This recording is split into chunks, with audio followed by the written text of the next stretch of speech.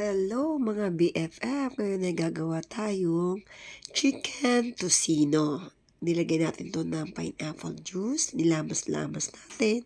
Malinis mga BFF ang aking kamay. Ayan. Ayan. And then nilagay natin to ng toyo. At nilagyan din natin to syempre ng 1 cup of sugar na brown sugar. So, i-mix well natin ito para magpantay ang lasa nito sa lahat ng parte ng chicken na naka-slice na maliliit.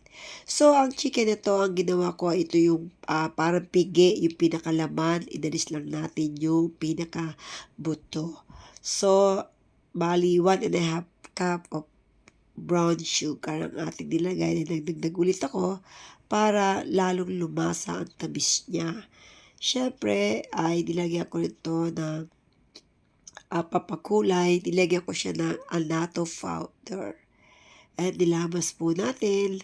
At nilagyan din natin ito siyempre ng konting chili powder para medyo maanghang ang ating chicken tocino. Ayan, tinry ko na po magluto at ayan na po, kita niyo po, tocino na po ang kanyang pagkapirito at gustong-gusto ng mga bata na family dahil bawal sa akin ng chicken, kahit konti, hindi ko na ito tinikman at mga family ko na lang ang kumain ito. Thank you for watching!